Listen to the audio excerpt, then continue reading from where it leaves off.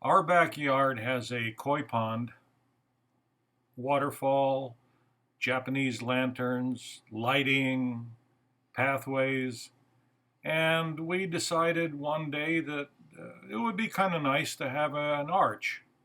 So my wife looked on various sites and we came up with this one. And we liked it, and so I didn't have any dimensions or anything. So I just came up with a pattern and a design based on this picture. The entire arch is fabricated from 1 by number 2 pine. Got this at Home Depot. When you pick the pine out, try to find boards that are clear as you can get them with no encased knots, and try to get boards that are dry as possible. If you find real heavy boards, that means they're going to have a lot of moisture in them, and you want to try to avoid this. And if you have encased knots, then you're going to have to try to bury them inside the various laminations. I made a mock-up pattern of the arch out of a 4 by 8 sheet of MDF. This is the first template that I put up, and I didn't like it. The arch wasn't in correct proportions. I didn't taper the legs or posts. The second time was bingo. I got this one right. I liked it. We did make some changes on height. This shows cutting the arch out. It consists of 5 layers of pine. I pre-cut all pieces, ½ inch oversized, and then glued them together with Titebond Type 3 glue. Use a lot of glue and probably about 20 bar clamps to hold it together. Let it dry 24 hours or at least overnight. And scribe your pattern and start bandsawing. It's a long process. You're going to go through about 4 blades. I used 4 teeth per inch on the blades, and just cut slow. It's kind of fun to do, but you are going to have extension tables on your bandsaw. After the posts were bandsawed, I hand planed all of the posts. I did not do it on a joiner. Using the hand plane, I cut off all the highs. It's kind of a laborious procedure, but it's fun. You end up with a nice pile of curls at the end. Try to do this in various stages. You wear yourself out. I'm 75 years old now, and well, you're going to make a lot of chips. But hand planing is really the only way to do this. Now this shows the arch after all the pieces are made, and I laid the entire arch and posts on 2 4 by 8 sheets of plywood, and this gave me an 8 by 8 table in order to mark all my center lines and really lay the arch out exactly like it's going to be when it's erected. It gives you a chance to think about everything. It just a nice way to do it. I welded my own anchor. This is made out of 1/4 inch plate steel. I bolted it directly to the sidewalk, which I knew was 5 inches thick because I poured it years ago, and epoxied studs into the concrete. And you can kind of see what I did here. I made it this way because then it fit the post exactly, and you probably can go through this trouble, or you can buy something commercial.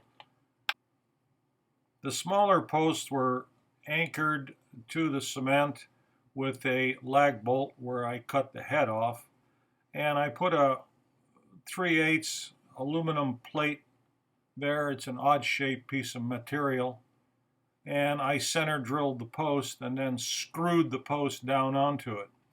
Now you'll notice here that I masked off where the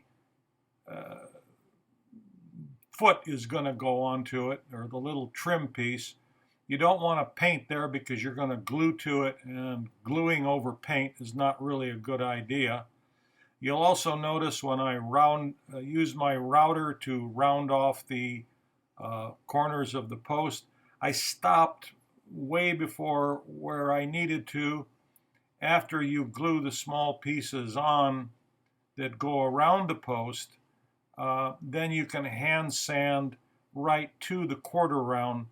It gives it a nice appearance. You don't want to go too far with your router, and be careful with all of this on all the rounding that you do on the arch and the posts. This shows the small horizontal piece. The little horizontal piece at the left side is attached with four 3.5-inch screws, and that piece wraps around the post, and basically it is 7 inches wide, but it's split down the middle. You got two pieces 3.5 inches, and then you cut out the square hole, and then the two 3.5-inch pieces are biscuit jointed together, once again with type 3 glue and clamps. And this is the only way I could figure out to get a wrap around the post without multiple pieces.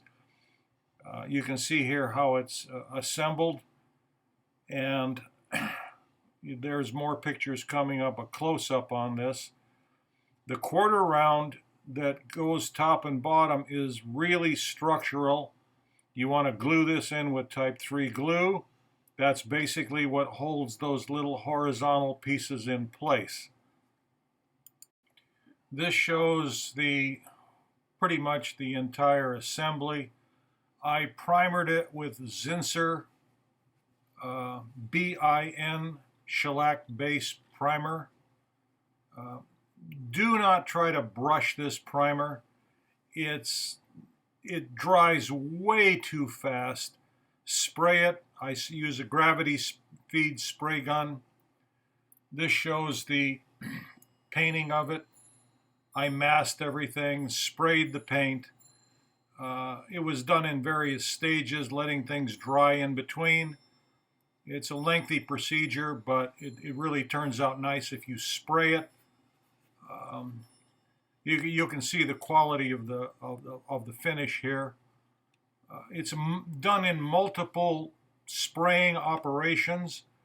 You can see here that I finally got the top arch on, and the top arch is toe screwed to the posts with 8 3.5-inch long galvanized screws and bondoed over the holes.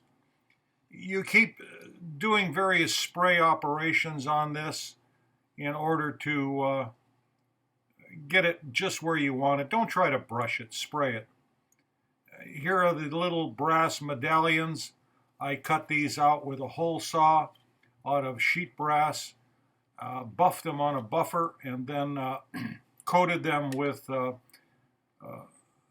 exterior gloss varathane. And those are the little medallions that go across the top. There's 9 on each side. That's our dinosaur. And this is kind of what it looks like when it's done. It's really pretty. I'm really proud of it. It took me about a month to do it. I am by trade a cabinet maker. This is our backyard. You can see why I wanted the arch. It's very oriental with the koi pond, all the little bonsai type plants, and it's very picturesque, but the arch really is an entrance to the backyard. If you want to do this, boys and girls, you can get plans from me. I will mail them to you with a full-size vellum with all the dimensions you could ever possibly want.